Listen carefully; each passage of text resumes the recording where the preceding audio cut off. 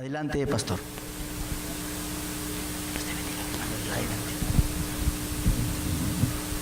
Muy buenas noches, hermanos, amigos. El tema pedido es acortando la distancia generacional en una familia, por supuesto, porque estamos hablando de familias. Y aquí, primero, los mayores se darán cuenta que lo que decimos es así. Antes, las generaciones anteriores creían en absolutos. Creían que habían cosas que todo el mundo tenía que aceptarlas porque eran así, eran absolutos. Por ejemplo, la verdad. La verdad siempre ha sido un absoluto. ¿Qué cosa es la verdad? La verdad es aquello que está en concordancia con la realidad. Si nosotros, por ejemplo, decimos que estamos de día simplemente porque nos ponemos de acuerdo aquí, eso no es verdad. ¿No es cierto? Vas a salir, dar unos pasos y darnos cuenta de que esto no es verdad. Pero hoy en día ha ocurrido un cambio brutal en la percepción de lo que es la realidad. Fíjate, en un libro que anoche tratamos con el tiempo y que es el libro de Eclesiastés, en el capítulo 7 y el verso 10, la palabra dice esto: nunca digas cuál es la causa de que los tiempos pasados fueron mejores que estos, porque nunca de esto preguntarás con sabiduría. En una palabra, el libro de Eclesiastés, la palabra de Dios nos está diciendo esa propensión que tienen los viejitos, ¿no? Cuando ven a la generación del día de hoy comportarse de una manera que no era la manera que se comportaban ellos, entonces, ya no es como antes, ¿no? Antes los jovencitos saludaban a los mayores, antes los hombres cedían el asiento en los buses a las mujeres, ¿verdad? Una serie de costumbres sociales que ahora ya no se estila. Uno ve en los atestados, las atestadas combis o en las cúster a la gente apretujada y los hombres bien apoltronados en sus asientos. Nunca se cede un asiento, ¿verdad? ¿Por qué? Porque se ha cambiado este estilo. Ya no hay absolutos. Cuando hablamos de una distancia generacional, hay dos cosas que quiero dejar contigo. Si tú eres joven, podrás decir, sí, Roberto tiene razón. Y si tú eres más bien mayor, tendrás que decir, yo no podía comprender por qué mi hijo no me entiende. Y no es simplemente por la diferencia de generación, porque siempre el adolescente dice, mi papá no está en onda, mi papá está desfasado, mi papá no entiende lo que yo entiendo. Eso siempre ha pasado, en todas las generaciones ha pasado. Por eso Eclesiastés dice, cuando tú invocas el tiempo pasado, no estás siendo sabio. ¿Me entiendes? Cuando uno cree que el tiempo pasado es mejor, estás viviendo en el pasado y eso no es así. Porque hoy es hoy. Y si tú crees en Dios, aunque sea lejanamente, sabes que Dios ha ido permitiendo el cambio de los tiempos, como decíamos ayer. Pero entonces, ¿qué está pasando ahora? Bueno, es que ha surgido un concepto que es importantísimo que todos conozcamos hoy. Es el concepto de tolerancia. Fíjate, si tú abres un diccionario de la Real Academia de la Lengua y miras ahí qué cosa es tolerancia, te va a decir algo así: tolerar es darte cuenta que la otra persona esté equivocada y tú estás seguro de que es la verdad absoluta porque crees en absolutos. ¿Me sigues? Entonces la tolerancia es, a pesar de que te das cuenta que esa persona está equivocada, la toleras y respetuosamente guardas silencio frente a los errores que esa persona vierte. Eso siempre ha sido la tolerancia. Pero ha surgido a fines del siglo XX y lo que va de este siglo XXI un nuevo concepto de tolerancia, donde ya no hay absolutos. Y esto te está enseñando desde el nido, desde el kinder. A tus hijos pequeñitos se les está enseñando eso. Si estás en el colegio y si estás en la universidad, con mayor razón. Se está hablando de la nueva tolerancia. Al no haber absolutos, cada uno tiene su verdad. ¿Has escuchado esa frase? Todos los días. Hay un lío entre políticos y cada uno trae su verdad. Como si fuera algo absolutamente relativo.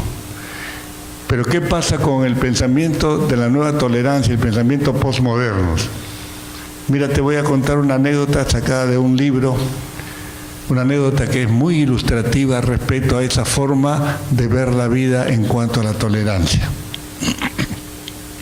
Se trata de una familia cristiana que ha criado a su hijita con los valores cristianos. Nunca fue una chica rebelde, muy dócil siempre. Termina la secundaria, quiere ir a estudiar al extranjero y entonces los padres hacen mil esfuerzos hasta que le envían al extranjero a estudiar.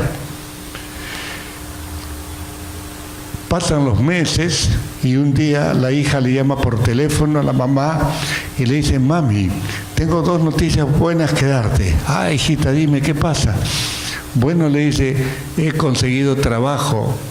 Ella no podía trabajar fuera de la universidad, pero sí dentro. Y dentro de la universidad he conseguido un pequeño trabajo y estoy ahorrando para poder conseguir un pasaje para ir en Navidad allá a Lima. La madre se alegra, pues, qué linda hija que estés trabajando y qué linda que te vamos a poder ver en Navidad. ¿Me estás siguiendo?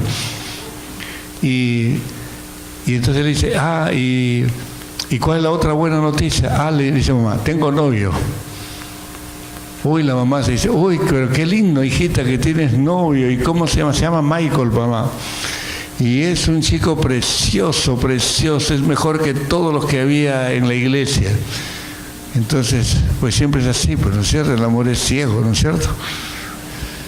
Y entonces, qué bueno, le dice la mamá, qué bueno que me avises para que yo prepare el cuarto de huéspedes de la casa, porque ella quiere traerlo a Lima para que los padres lo conozcan.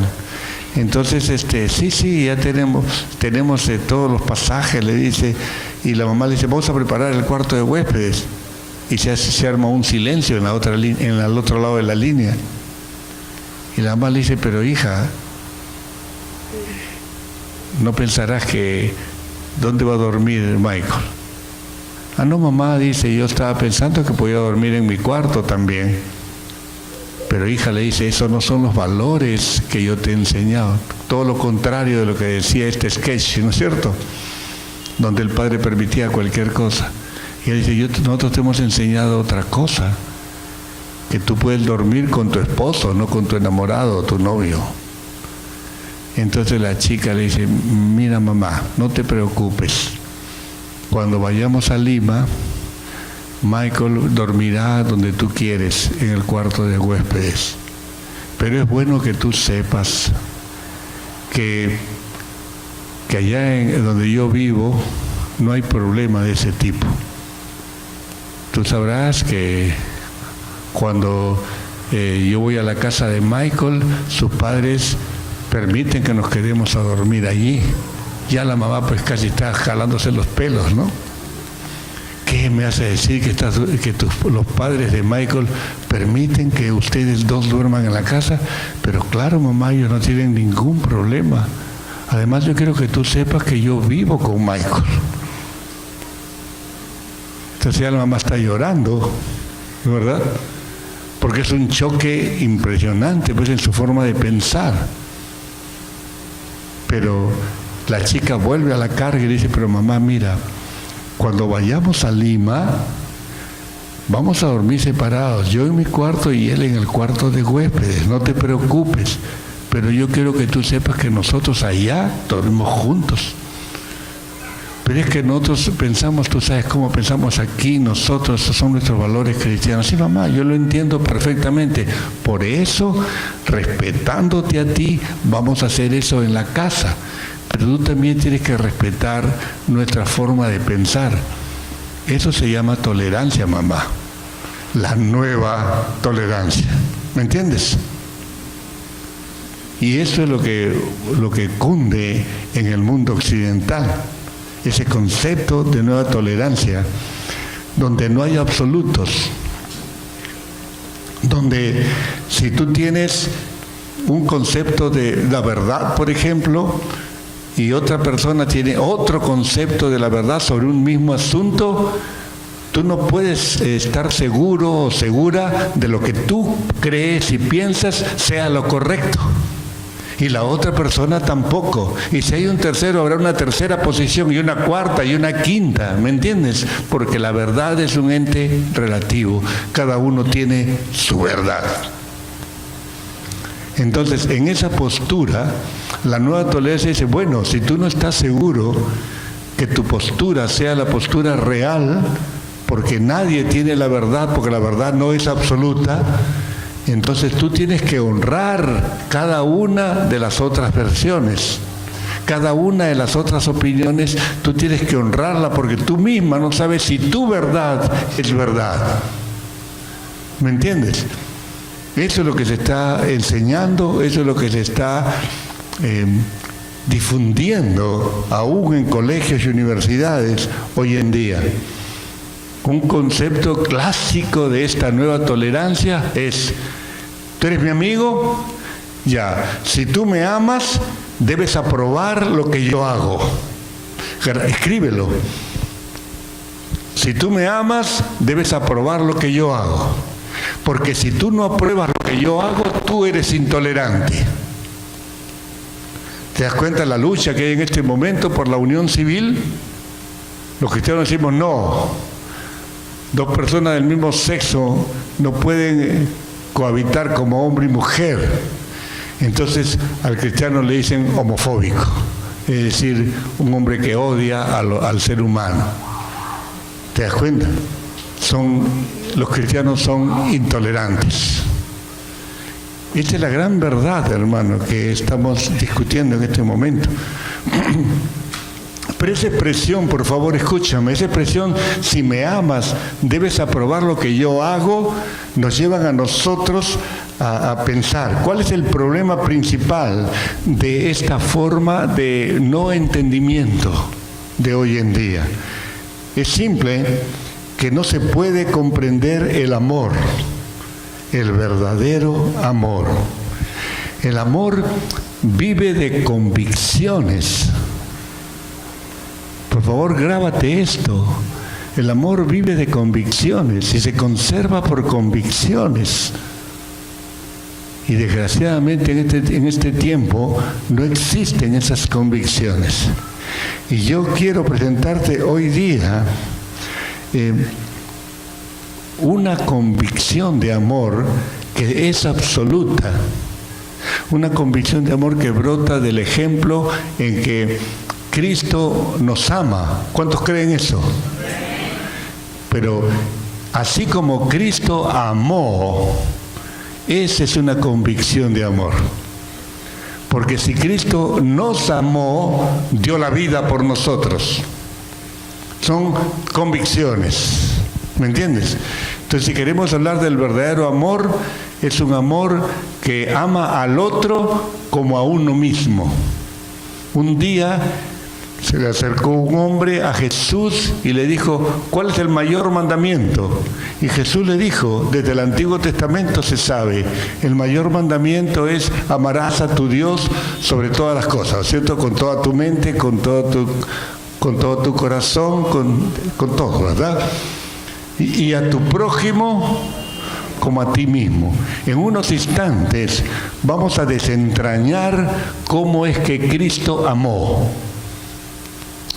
Amén. Vamos a ver cómo es que Cristo, vamos a describir cómo es que Cristo amó, para que podamos entender lo que es una convicción de amor.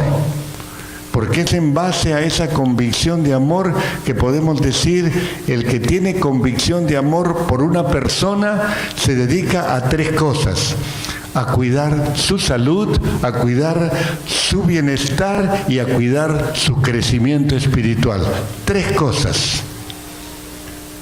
No vale decir yo te amo con todo mi corazón, pero no te preocupas por su salud, o no te preocupas por su bienestar, o no te preocupas por su crecimiento espiritual. Son 3 cosas que describen lo que es convicción de amor. ¿Amén? ¿Se entendió? Perfecto. Entonces déjame presentarte 4 expresiones de la convicción de amor que permiten en una familia acortar esa distancia generacional que hoy día está creándote problemas en tu hogar. Y tú te das cuenta que con tu hijo adolescente no puedes entenderte porque hay una distancia generacional. Él cree en los relativos, tú crees en los absolutos y ahí ya no hay entendimiento. Pero una convicción de amor en estas 4 expresiones que te voy a dar te va a aclarar todo el panorama y lo vamos a hacer para la gloria de Dios. Es una enseñanza que tú vas a conservar toda tu vida. Perfecto. Primera, convicción de amor. ¿Qué cosa es una convicción de amor? Una convicción que mira el carácter de las personas. Lo primero. Si puedes escribir la palabra clave allí, entonces ves, esta es la primera convicción de amor. Mira el carácter de la persona. La ama, pero se da cuenta del carácter de la persona. Ahora, el carácter de la persona tiene 2 facetas. Ese carácter, esa palabra clave que tú estás evaluando en la otra persona para decir que tú tienes convicción de amor sobre ella, entonces tiene 2 claves. Una es el ser, y otra es el hacer. ¿Me entiendes?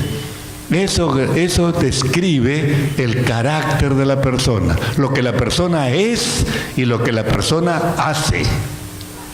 Recuerda lo que dije, que en la Nueva Tolerancia te dice, si tú me amas, debes aprobar ¿qué cosa?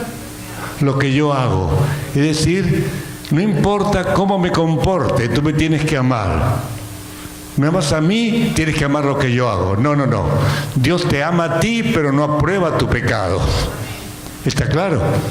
Si eso queda claro, podemos seguir con el tema. Si no, nos detenemos un momentito para que lo pienses.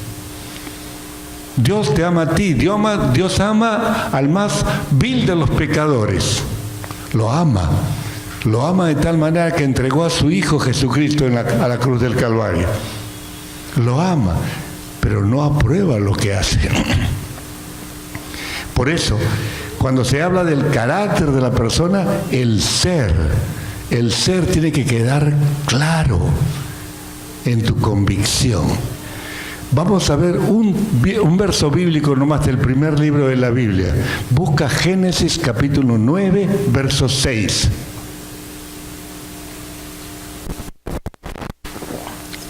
Comparte la Biblia con otras personas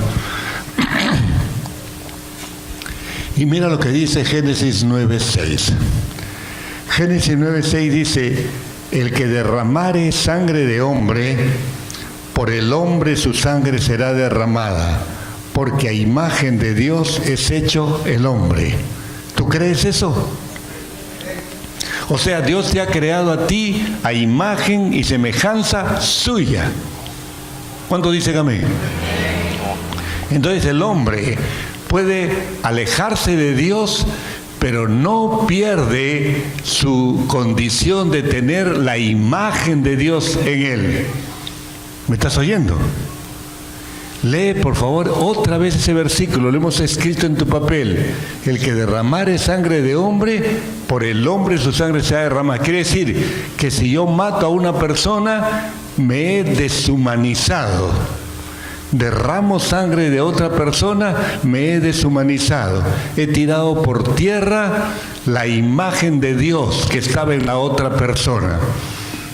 y por tanto no tengo derecho a permanecer vivo. ¿Se entiende? Si yo derramo sangre de hombre, mi sangre será derramada por otro hombre. Es decir, si quieres llámale pena de muerte, como quieras. Pero eso dice la palabra de Dios. ¿Cuál es la única razón? El ser. ¿Qué es el hombre? No importa que abra la Biblia, que no la habla, no importa que sea blanco, amarillo, negro, de cualquier color, de cualquier cultura, de cualquier tiempo, todos tienen la imagen de Dios. ¿Cuántos dicen amén? Ese es el ser. Entonces, cuando tú te acercas a una persona, tú tienes que decir, esta persona, no importa lo que tenga, lleva la imagen de Dios y yo tengo que honrar eso. Entonces así construyes esa primera convicción de amor. Pero no solamente el ser, sino lo unes con el hacer. ¿Me entiendes? Antes de unirlo, entonces podemos decir, fíjate, cada ser humano, el artista, el científico, el deportista, el violador, el drogadicto, el asesino, el rico, el mendigo, el católico, el judío, el evangélico, todos tienen la imagen de Dios. A ver, ¿cuántos dicen amén? El hecho de ser hombres, entonces tienen su ser de llevar la impronta de la imagen de Dios. ¿Por qué? Dios lo dice. Perfecto. Entonces, eso tiene que comenzar a moverte tu forma de ver el mundo. Cuando yo comprendí esto, entonces comencé a ver cómo se mueve el mundo en el cual yo vivo. Vivo en un mundo como el tuyo, ¿no es cierto? Vivimos en Lima, Perú. Pero ¿has visto, por ejemplo, lo que te ven del cine? Yo soy bastante más viejo que todos aquí, pero por ejemplo, hace 40 años bastaba que le dieran un tiro a una persona y el tipo caía muerto y se acabó. Nunca lo veías que se caía muerto y se acabó. Ahora pues lo tienes que matar con una bazooka, ¿no es cierto? Y tiene que volar en 1000 pedazos. Y a veces la sangre hasta salpica a la cámara. Porque la adrenalina tiene que hacerse así. Hace un tiempo yo vi esa película 300. ¿Cuándo vieron esa película 300? De la historia universal, eso es verdad, ¿no? Ese equipo, ese ejército de Leonidas así peleó contra los persas. Y 300 personas se enfrentaron a un ejército de casi 1 millón de personas, los hicieron puré, por supuesto, ¿no? Todos murieron. Pero hay que ver cómo presentaban la película, ¿no? Cómo les cortaban la cabeza y tú veías las cabezas cómo saltaban y la sangre chorreando por todo. Es atroz. Cuando tú tienes convicción de amor y sabes que todo el ser humano, no importa que esté muy bien vestido, o muy pulcro, o muy educado, o que sea una persona absolutamente malvada, torva, perversa, no interesa, ambos tienen la imagen de Dios. Cuando tú ves así, entonces tú comienzas a valorar el ser, a valorar el hecho de que estás enfrentándote a otro ser humano como tú, y que es digno de tu amor. ¿Me estás oyendo? No estamos hablando de sensiblerías de telenovela, sino estás hablando de una convicción de amor que si esa persona está enferma, tú puedes colaborar para que sane. ¿Me entiendes? Y si esa persona está padeciendo hambre, tú puedes colaborar en su bienestar. Y si esa persona está equivocada en sus valores, tú le puedes mostrar un valor de la vida cristiana. Esas 3 cosas, a ver, anótalas: salud, bienestar, crecimiento espiritual. Ya tienes un patrón para que el ser comience a formularse entre ti para con esa persona. No quiere decir que te vas a casar con esa persona, sino cómo la consideras. ¿Soy claro, mis hermanos? No te escuché. Es facilísimo. Ese es el ser. Pero va unido al hacer. No, cuando hablamos de unido al hacer, Mira lo que dice Romanos 5:8. Mas Dios muestra su amor para con nosotros, o sea, para con todos, en que siendo aún pecadores, ¿qué pasó? ¿Qué pasó? ¿Te das cuenta? Allí hay un hacer, una convicción de amor que se sacrifica, que se entrega. ¿Por personas buenas? Sí, cualquiera moriría por un bueno. Yo veo a una mamá que es capaz de lanzarse a defender a su hijito, ¿verdad? Y puede sacrificarse porque es su hijo. Puede sacrificarse por una causa buena. Pero cuando se trata de un delincuente, ¿darías tu vida por un delincuente? ¿Darías la vida por un violador? Eso es algo que uno rechaza, ¿verdad? Pero la Escritura dice que una cosa es el ser y otra cosa es el hacer. Y aquí Romanos nos dice que Dios demuestra su amor para con nosotros, convicción de amor. ¿Cómo la demuestra? En que siendo pecadores, malvados, perversos, Cristo vino sin pecado y murió por mí, murió por ti. ¿Te das cuenta? Convicción de amor se llama eso. Teniendo en cuenta el carácter de la persona. Ese carácter de la persona con dos ingredientes nada más. El ser y el... Ya lo entendimos. Ese es el carácter de la persona. Perfecto, mira. Hay que distinguir esto. En un pasaje del Evangelio de Juan, capítulo 5 y verso 14, Jesús sana a un paralítico, un hombre que lo encontró tirado ahí en una camilla, lo sanó y después se lo encuentra otra vez en el templo. Mira lo que dice Juan 5:14. Después le halló Jesús en el templo y le dijo: mira, has sido sanado, no peques más para que no te venga alguna cosa peor.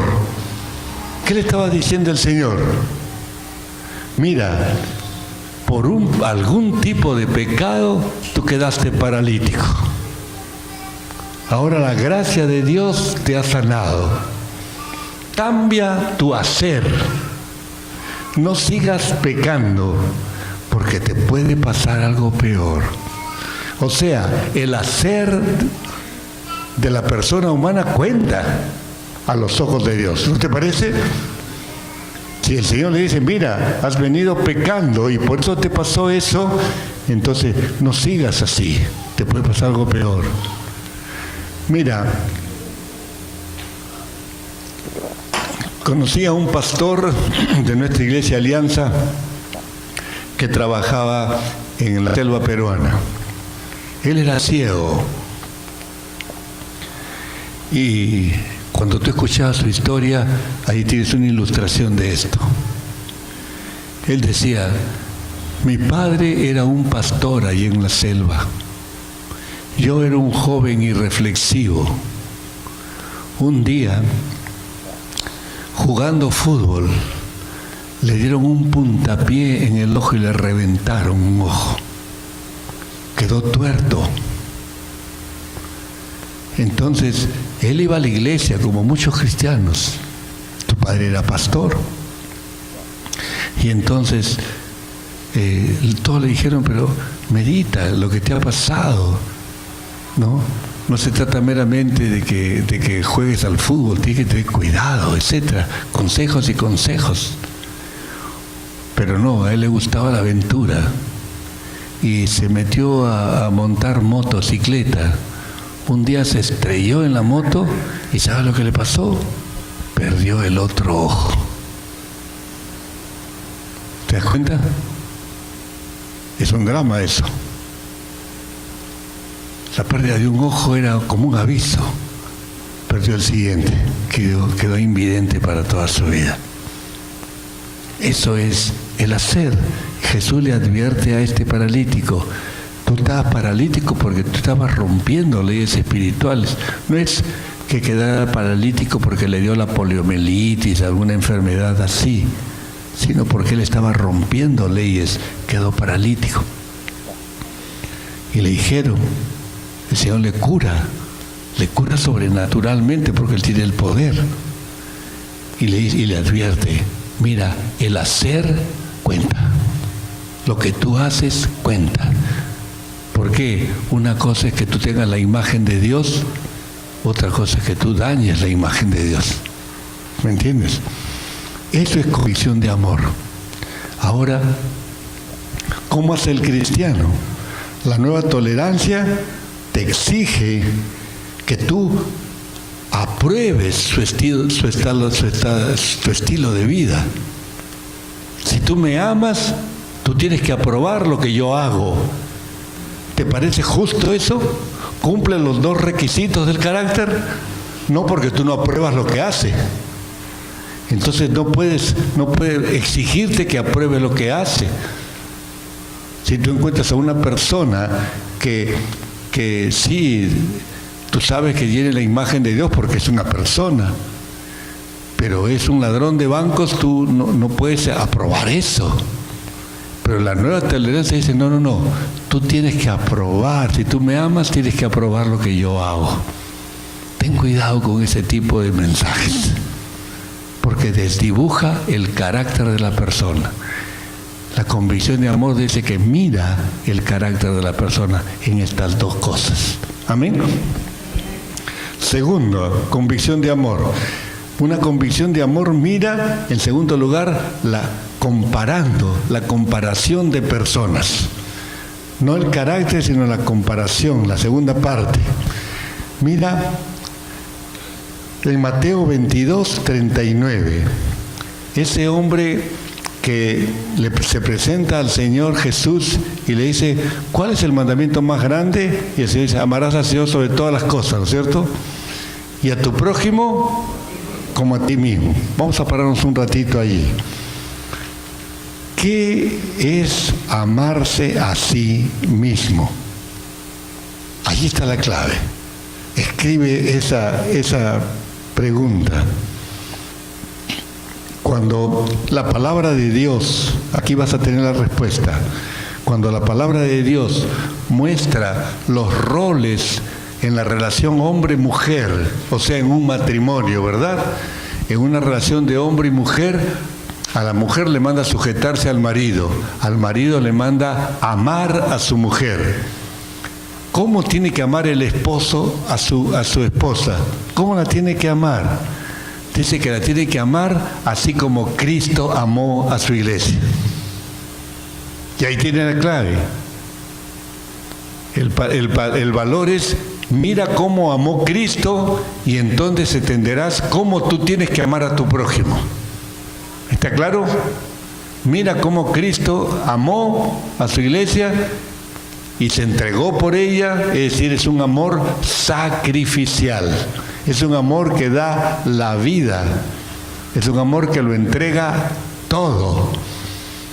Pero hace más. Si tú lees Efesios capítulo 5, vamos a buscar Efesios en la Biblia, el capítulo 5 y los versos 28 y 29. ¿Quieres buscarlo conmigo? Porque ahí está la clave y eso te va a dar una tremenda herramienta para que tú nunca estés perdido en la vida. Mira lo que dice 5:28. Así también los maridos deben amar a sus mujeres como a sus mismos cuerpos, dice la palabra. El que ama a su mujer, a sí mismo se ama. ¿Estás oyendo? Eso dice la palabra de Dios. Yo tengo que aprender a amar a mi prójimo como a mí mismo. ¿Qué significa amar a mi prójimo como a mí mismo? Significa amar así. Así como Cristo amó a su iglesia, ese es el patrón. No te puedes conformar con otro patrón. Ese es el patrón. Y cómo amó Cristo a su iglesia, se entregó a sí mismo por ella. Dice la palabra. Se entregó por la iglesia, se entregó por todos los salvos, todas las personas que van al cielo, correcto. Pero si tú lees el verso 29 de Efesios 5, el verso siguiente, dice, porque nadie aborreció jamás a su propia carne. ¿Tú conoces a alguien que aborrezca su carne? No es normal, ¿verdad? Uno cuida su cuerpo, ¿no es cierto? Pero él sigue leyendo, nadie aborreció jamás a su propia carne, sino que la sustenta y la cuida, como Cristo a la iglesia. Ahí está el patrón. Entonces, ¿cómo amó Cristo? Haciendo dos cosas. Jesús hasta ahora ama, cuida, sustenta y cuida. Dos cosas, míralo en tu Biblia. Y le pide a los maridos que hagan lo mismo, que sustente a su esposa y la cuide. ¿Está claro, mis hermanos? Porque Cristo hace eso con su iglesia, la sustenta y la cuida. Ahora, para que quede bien claro y no nos vayamos por las ramas, ¿qué significa sustentar? Ahí está la clave. Sustentar significa alimentar hacia la madurez. Eso significa. En la Biblia, sustentar significa alimentar hacia la madurez. Entonces tú puedes sustentar, yo soy hombre, puedo sustentar a un discípulo, ¿no? Y si lo amo como Cristo lo ama, entonces yo tengo que sustentarlo. No quiere decir que saque la billetera y le dé un billete. Sustentarlo significa que lo alimento para que vaya madurando. ¿Me entiendes? ¿Cuántos varones dicen esto? Esto es así. Una mujer puede amar a otra mujer como Cristo amó a su iglesia también. ¿Cómo? Sustentándola. ¿Qué significa sustentándola? Alimentarla hacia su madurez. ¿Qué quiere decir? Habla de poseer todo lo necesario. Ya le hemos dicho tres cosas: salud, bienestar, crecimiento espiritual. Y otra cosa hace Cristo por su iglesia, que es otro verbo. No solamente sustentar, sino cuidar. Muy bien. Sustentar y cuidar. ¿Qué cosa significa cuidar? Cuidar significa protegerla de todo daño. Daño en lo físico, daño en lo emocional, daño en lo espiritual. Ya tienes la clave. Si tú quieres amar a una persona como a ti mismo, tienes que pensar en esos valores. ¿Estoy dispuesto a sustentar a esa persona? ¿Estoy dispuesto a cuidar a esa persona? Entonces la estoy amando así como Cristo la ama.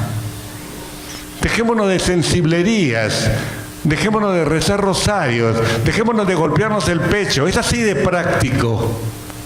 ¿Te das cuenta? Tú dices, yo amo a esa persona. Bueno, ¿estás dispuesto a sustentarlo? Es decir, ¿Lo orientas a que vaya madurando cada día? ¿Te preocupa por su maduración? ¿Te preocupa por su salud, su bienestar, su crecimiento espiritual? Cuando tú escuchas que dice una barbaridad, los muchachos hablan así, dice una roca, ¿no? Cuando dice una tontería, tú le dices, oye, pero eso no opina Dios. La Biblia dice otra cosa de este tema. Lo estás sustentando. ¿Me entiendes? Tiene un antivalor. Tú dices, no, la Biblia dice tal otra cosa. Lo estás sustentando. No tiene que ver con cosas materiales. ¿Cuántos me dicen, ya entendí, Roberto? Amén. Eso es el sustentar. Y cuidar tiene que ver con protección. Protección de todo daño en su cuerpo, ¿no? En lo físico, en lo emocional, porque a veces los daños son emocionales, ¿verdad? Por ejemplo, el libro de Proverbios dice, hay palabras que hieren más que un golpe de espada. O sea, que hay palabras que uno usa que son como estocadas a la otra persona. Yo cuántas veces he encontrado en la oficina pastoral, ¿no?, a una esposa o un esposo que al escuchar a su cónyuge decirle una palabra hiriente, ¿no? O el hijo que es de alguna manera enfrentándose al padre abusivo, y el muchacho te dice llorando: pastor, hubiera preferido que mi papá me agarrara a palazos, que me golpeara, pero no que me dijera lo que me dijo. Eso no lo voy a olvidar nunca. La Biblia dice: hay palabras que hieren como golpes de espada. Tienes que cuidar. Eso es cuidar. Y te das cuenta que no tiene que ver con lo físico, sino con lo emocional, eso que hiere el alma. Protección. Y no le permito una mentira a mi hijo. Porque yo no miento, pues tampoco. Porque le doy ejemplo también a él. ¿Me entiendes? Y por eso puedo pedirle que haya salud espiritual en la forma como se expresa mi hijo, cómo se expresa mi esposa, cómo se expresa mi marido. Es fácil, hermano, si tú tienes estos lineamientos. Entonces, ¿qué significa amar como Jesús amó? Significa dos cosas. ¿Lo podemos repetir? Sustentar y cuidar. En esos términos. Entonces, cuando hablamos de la comparación de personas, quiere decir, bueno, si el Señor me dice que yo amo a Dios sobre todas las cosas y a mi prójimo como a mí mismo, entonces ese es mi desafío personal. Yo estoy amando a esa persona como a mí mismo. Bueno, tengo que estar dispuesto a ¿qué cosa? A sustentarla y a cuidarla. Sencillo, pero desafiante también, ¿verdad? Y por eso esa comparación de personas se refiere la otra persona contigo. Estás comparando a esa persona contigo. ¿La amas como Cristo amó? No la amas. Así nomás.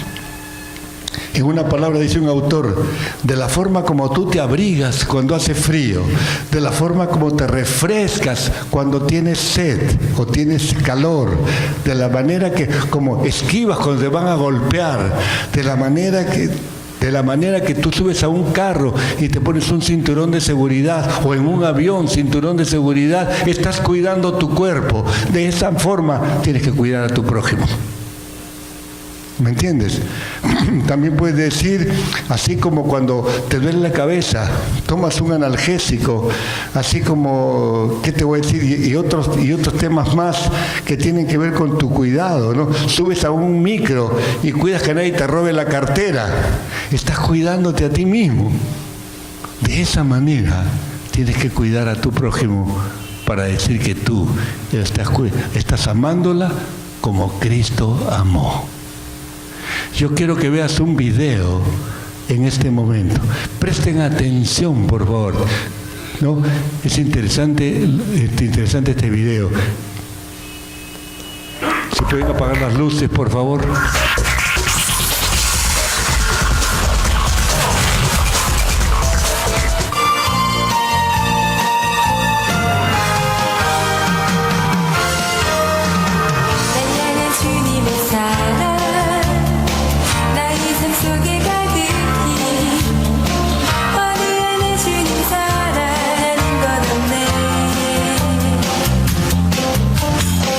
매일매일 반복되는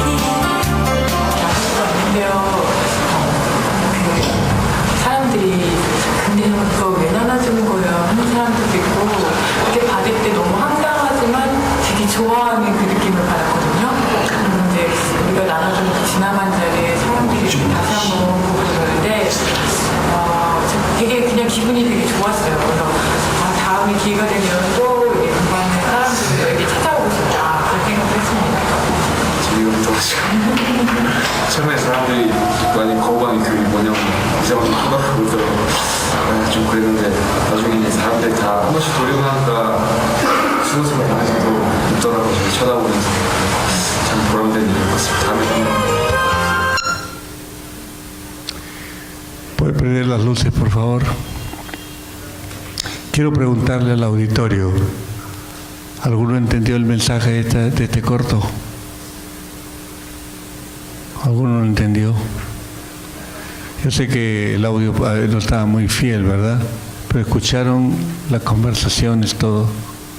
¿Alguno entendió el mensaje? Es un video coreano. ¿Alguno sabe coreano acá?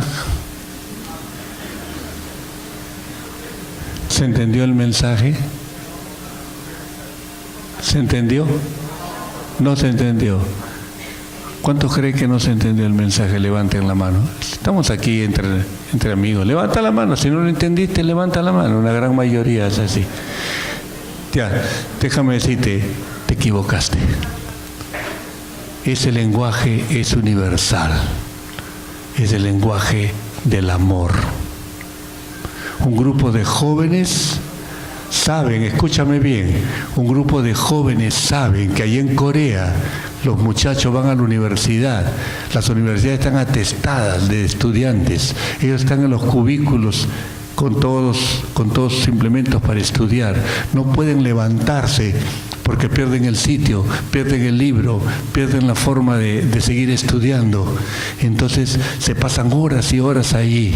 Estos chicos oran, luego se van al mercado, sacan de su plata, compran mandarinas, van a la iglesia o a algún lugar, allí ponen algún texto de aliento, palabra de Dios, no palabra de hombre.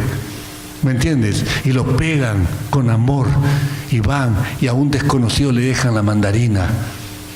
Eso es amor, hermanos. ¿Te das cuenta que es un lenguaje universal? ¿Te das cuenta de lo que es amar como Cristo amó? Así se hace, hermano. Cuando lo pasaron en nuestra iglesia, predicaba el pastor de los niños. Y los niños se dieron cuenta cuando vieron el video de que allí había amor. Los adultos no nos damos cuenta, porque ya hemos vivido mucho. Y ya ese tipo de sensibilidad a veces lo perdemos. Cuando tú quieres acercarte en un mundo postmoderno, en un mundo donde no hay absolutos, por el amor de Dios le ruego seriedad. Esto es muy serio. Si usted no quiere escuchar, por favor váyase de aquí. Pero me perturba ver la risa cuando estamos hablando de algo que es tan dramático. Perdón por todo, pero hay que decir las cosas. Estamos hablando palabra de Dios, no palabra de hombre. Y esto hace daño a la iglesia, hace daño a todos. Estaba diciendo que esa es una forma de poder entender cómo funciona el amor. Olvídate de la telenovela, eso es amor de sensiblero. Por eso la música dice el amor acaba, pero este amor no acaba. ¿Te das cuenta? Cuando tú te estás moviendo en un mundo donde no hay absolutos. Yo sé que la gran mayoría de acá son cristianos, pero cuando tú compartes el Evangelio, ¿cuántas veces te han dicho, Roberto, que Jesús te cambió a ti? Bueno para ti, Roberto, bueno para ti, yo tengo otra forma. Bueno, pero sigue así, Roberto, que tú lees la palabra de Dios todos los días, esta Biblia la lees, síguela leyendo, ¿no? Vas a tu iglesia y adoras a Dios y estás recibiendo esto más, sigue ahí, hermanos, eso es bueno para ti. Puro relativismo. Esa persona es digna de conmiseración, de lástima, porque es bueno para él también, y tú lo sabes, pero no puedes llegar a él porque hay una distancia, hay una brecha generacional. Esa persona cree en relativos, tú crees en absolutos. Tú lees Juan 14:6 y dice Jesucristo, yo soy el camino y la verdad y la vida y nadie viene al Padre si no es por mí. ¿Cuántos dicen amén? Pero para el mundo tolerante te dicen, no, eso es intolerancia, porque muestra que Jesucristo es el único camino. Eso no es verdad. Hay muchos caminos. ¿Te das cuenta? ¿Cómo llegas? Pero cuando tú llegas con el camino del amor, ese amor, que no interesa el idioma, me interesa sí, me preocupo por ti, te comprar una mandarina en el mercado para que tengas un poco de vitamina C en tu organismo. ¿Me entiendes? Eso es lo que quiero dejar contigo esta mañana cuando te hablo de comparación de personas. La tercera convicción de amor es la convicción que tiene en cuenta la condición de las personas. Para que no te olvides. He escogido palabras con C de casa para que te acuerdes. Primero era el carácter, ¿verdad? Lo segundo era la comparación de las personas, es decir, esa persona contigo, tú y tu prójimo, ¿no es cierto? Primero carácter, después comparación, ahora condición. Mira por favor la historia de Zaqueo en Lucas capítulo 19. Allí vemos Jesús entrando a la ciudad de Jericó y ve a un hombre chiquitito. Zaqueo era un hombre bajito y ve venir a Jesús con un montón de gente que le sigue. Ahí está en Lucas 19. Y la Escritura nos dice que Jesús ve a ese Zaqueo que está subido a un árbol para ver pasar a Jesús. Seguramente escuchado del carpintero de Nazaret que hace milagros, que sana gente, resucita muertos. Y él quiere conocerlo, aunque sea verlo pasar. Y se sube al árbol y el Señor levanta los ojos y le dice, Zaqueo, baja deprisa. Es necesario que yo esté contigo en tu casa hoy día. Yo tenga que posar en tu casa. Mira los versos 5 y 7. Cuando Jesús llegó a aquel lugar, mirando hacia arriba le vio, miraba al árbol.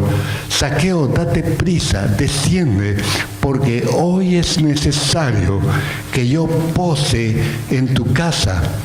Al ver esto, todos murmuraban, diciendo que había entrado a posar con un hombre pecador.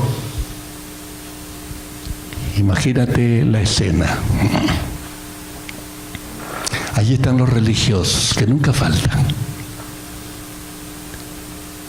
¿Saben quién es Zaqueo? Déjame explicarte lo que era un publicano. Israel había sido conquistado militarmente por el Imperio Romano. Los romanos imponían su ley, explotaban al país, cobraban impuestos que terminaban en Roma y buscaban siempre colaboradores que fueran del mismo lugar. ¿Quiénes eran los publicanos? Eran judíos que trabajaban para Roma, o sea, eran traidores nacionales. ¿Me entiendes? Colaboraban con el invasor. Eso era un publicano. Zaqueo era jefe de publicanos. O sea que era odiado ese hombre. Era poderoso, pero era odiado. Y ahora viene Jesús y le dice, Jesús, baja, yo quiero quedarme en tu casa hoy día. Es necesario. La gente comienza a murmurar como si este hombre fuera santo, ¿por qué se mezcla con los pecadores? ¿Y cuántas veces sucede en la iglesia de Cristo lo mismo? No, tú eres cristiano, ¿qué te vas a juntar con alguien de tu universidad que es un drogadicto? No, después van a creer que yo también tomo droga. No, que lo voy a llevar a mi casa a esta persona, no, esta persona tiene mal testimonio. Dime sí o no. ¿Cuántas veces pensamos así? Acá estamos hablando de la condición espiritual de la gente. Es interesante. Jesús dice, es necesario que yo vaya a tu casa. Jesús está rompiendo los esquemas. ¿Sabes por qué? Porque para mirar esta convicción de amor, que se llama, mira la condición de la otra persona, tú tienes que estar provisto de dos armas. Una es aceptación y la otra es amor. Ese individuo Zaqueo era repudiable, era odiado. Y sin embargo, el Señor no le dijo a Zaqueo, tú eres un miserable. No le dijo, tú eres un traidor. Nunca vas a encontrar en la Biblia que Jesús acusa a una persona con sus pecados, se los enrostra. Nunca. Jesús siempre a las personas que se acercaban necesitadas las trataba con aceptación y con amor. Y eso los religiosos no lo entienden. Allí dice que la gente estaba murmurando. Mira los versos 7 y 9. Zaqueo se pone en pie en la puerta de su casa y pues le dice al Señor, he aquí, Señor, la mitad de mis bienes doy a los pobres, y si en algo he defraudado a alguno, lo devuelvo cuadruplicado. Jesús le dijo, hoy ha venido la salvación a esta casa, por cuanto él también es hijo de Abraham. Piensa por un instante. Ese hombre había quedado impactado con la actitud de Jesús, porque ninguno de los religiosos de ahí, de ese entonces, fariseos y todo lo demás, lo hubiera llevado a su casa, porque hubiera manchado su casa con un hombre que era odiado por toda la comunidad. Piénsalo, por favor. Y Jesús le dice, yo voy a tu casa, es necesario que vaya hoy día a tu casa. Le estaba diciendo a Zaqueo, yo te acepto. ¿Me entiendes? Te acepto así como tú eres. ¿Por qué? Porque lleva la impronta de la imagen de Dios, lo dijimos al principio. ¿No es cierto? Y le brinda un amor auténtico y es vital que nosotros podamos entender eso. Esa actitud de Jesús realmente remece a Zaqueo. Estoy seguro que no le podría decir nada a esos judíos que lo acusaban. Pero a Jesús le dice, mira, yo le doy la mitad de lo que tengo a los pobres. Estaba dispuesto a desprenderse de la mitad de todos sus bienes. Y si alguno él le había defraudado, le promete 4 veces lo que le había defraudado. Estaba dando ese hombre señales de un arrepentimiento genuino, hermano. Ahora yo te pregunto, ¿qué generó esa actitud en Zaqueo? ¿Qué generó? El hecho de que Jesús lo aceptara, el hecho de que Jesús no lo condenara. Es vital que nosotros entendamos esto. Uno tiene que acercarse con amor y aceptación a los Zaqueos del siglo XXI, porque ellos también están dispuestos a recibir la gracia y el amor de Cristo. Si tú desmontas criterios falsos como lo que mencionamos al principio, si tú me amas, tienes que aprobar lo que yo hago. Tú vas a poder decirle a esa persona, mira, yo te amo como persona porque la imagen de Dios está en ti. Yo te amo, tú eres una persona valiosa para Dios. Pero no me pidas que yo apruebe lo que tú haces. ¿Me entiendes? Porque lo que tú haces no merece mi condena, sino mi tristeza. Porque tú eres una persona valiosa para Dios. Dios te ama. Y se lo dices de verdad. Dios te ama. Yo te amo. ¿Me entiendes? Esa es la actitud cristiana para lidiar con un mundo de relativismos allá afuera. Esa es la estrategia de la convicción de amor que mira la condición de una persona. Si la persona te dice, pero tú me tienes que amar y aprobar lo que yo hago, no, yo te amo, estoy dispuesto a sustentarte y a cuidarte, como lo hemos explicado, pero estoy también dispuesto a sufrir, ¿no? Y a rechazar lo que tú haces, porque Dios lo rechaza. ¿Me entiendes? No salir a las calles simplemente para gritar que es una abominación que un hombre se acueste con otro hombre. Ya sabemos que esto es así. En el fondo ellos lo saben, hermano. En el fondo son personas muy tristes. ¿Cuántos recuerdan aquí el pasaje de Jesús entrevistando a la samaritana? ¿Cuántos se acuerdan de ese pasaje? Algunos. Juan capítulo 4, lo puedes ver en casa con detalle. Jesús llega a un pueblito de Samaria. A mí siempre me llama la atención. Los judíos no pisaban Samaria porque había una enemistad que tenía 7 siglos. El judío, si que vivía en el sur y quería ir al norte, hacía esto, mira mi mano. Llegaba, daba la vuelta y seguía al norte. Si estaba en el norte, bajaba, daba la vuelta y seguía al sur. No pisaban ni siquiera el territorio de Samaria. Y Jesús dice, esa mañana le era necesario pasar por Samaria. Y esa necesidad de Jesús tenía que ver con su relación con Dios, el Padre. Él nunca pecó. Tenía una comunión con Dios preciosa.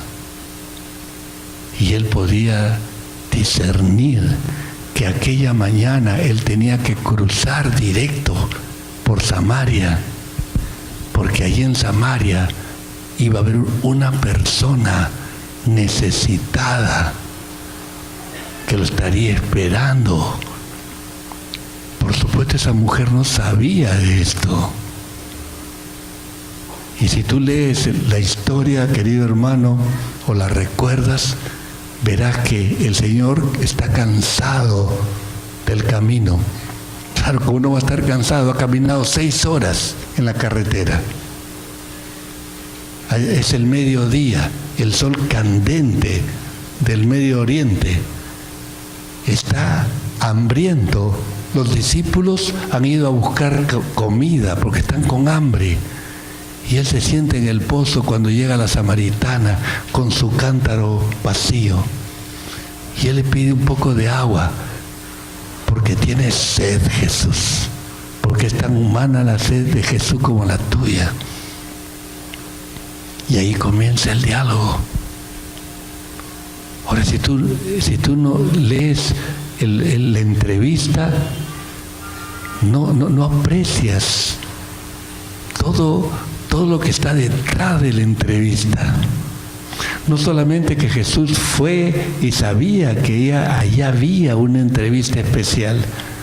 Jesús quizás no tenía los detalles, pero él sabía que le era necesario pasar por Samaria. Y cuando se encuentra con la mujer, yo estoy seguro que Jesús le mostró amor. Le mostró amor porque veía su condición. ¿Te has puesto a pensar lo que significa un divorcio? Yo estoy seguro que aquí hay personas que han experimentado el divorcio. Hermano querido, está demostrado hasta psicológicamente que una persona que se divorcia nunca se recupera del todo. Quedan ahí las secuelas, los recuerdos, las tristezas del fracaso matrimonial. Ahora piensa en esta mujer. 5 maridos había tenido. ¿Te puedes imaginar lo que había sufrido esa mujer también? Es fácil decir, era una cualquiera. Es fácil decir eso. Pero cada fracaso le había dejado huellas. Y aún andaba con un sexto que no era ni siquiera su marido.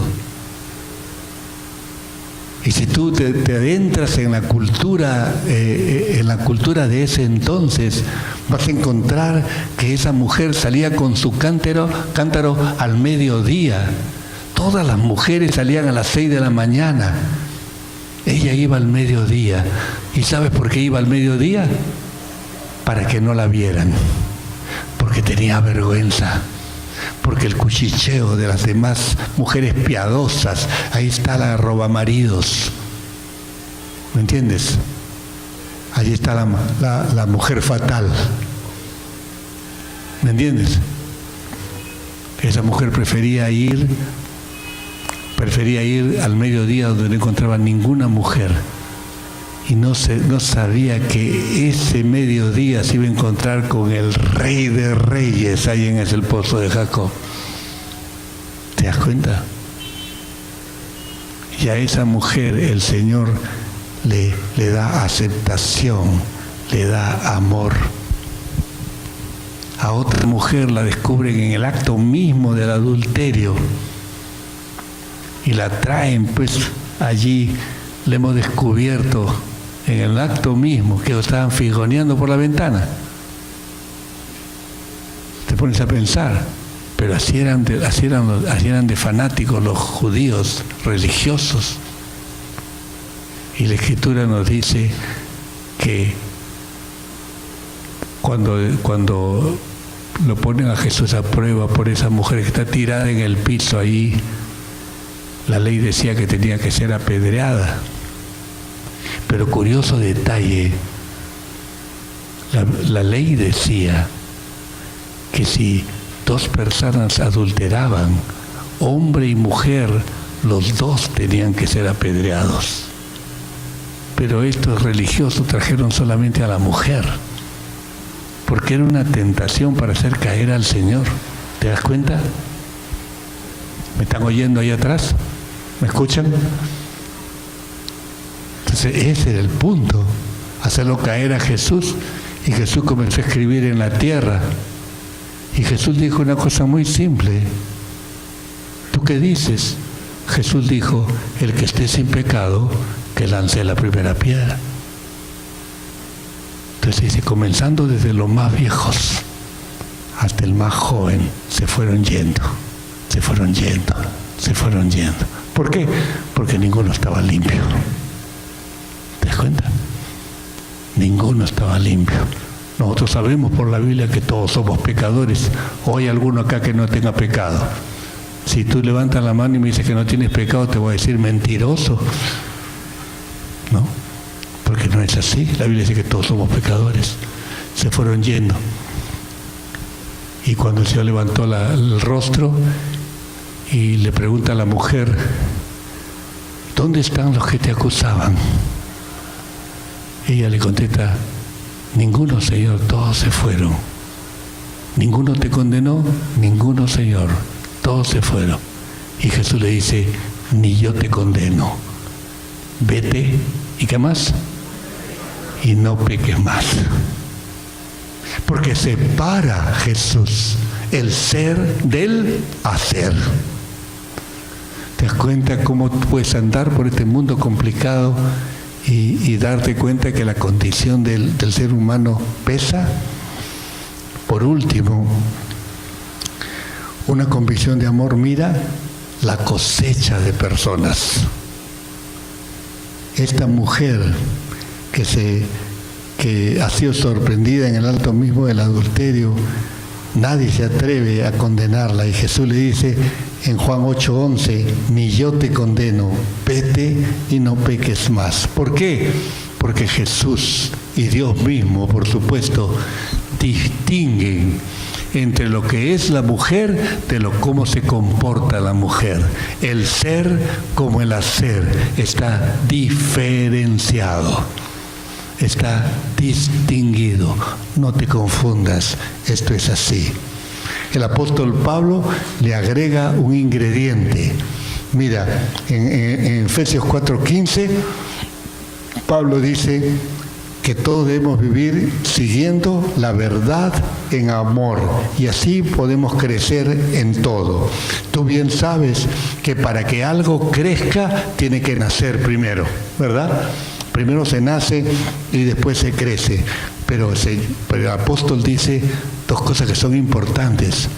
No se trata solamente de amar, ¿no? No se trata de amor, tampoco se trata solamente de verdad. ¿Por qué? Te voy a enseñar algo. Cuando tú solamente defiendes la verdad, caes en el legalismo. Cuando tú solamente defiendes el amor, caes en la permisividad. ¿Me entiendes? Por eso Pablo junta las dos cosas. La vida que da crecimiento espiritual es seguir la verdad en amor. Jesús nunca hipotecó la verdad. Cuando la samaritana le dijo, porque Jesús le dice, llama a tu marido y ven con él. Y entonces ella le dice, no tengo marido.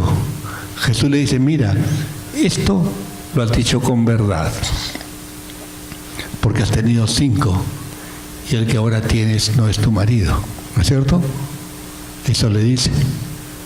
Estaba sosteniendo la verdad. Esto es la verdad, pero se lo dice con amor. ¿Me entiendes?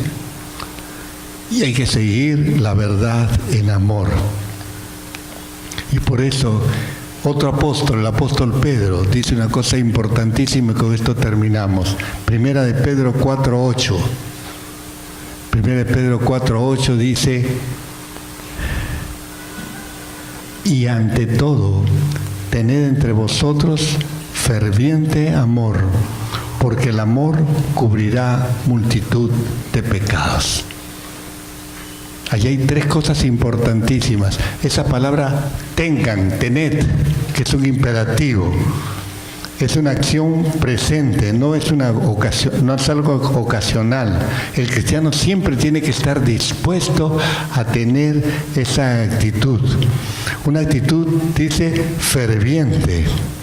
Es decir, muestra la vehemencia que la persona, el cristiano, debe mostrar cuando se trata de una convicción de amor.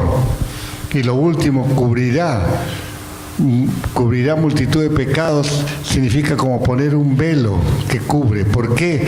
Porque cree en la potencia del amor.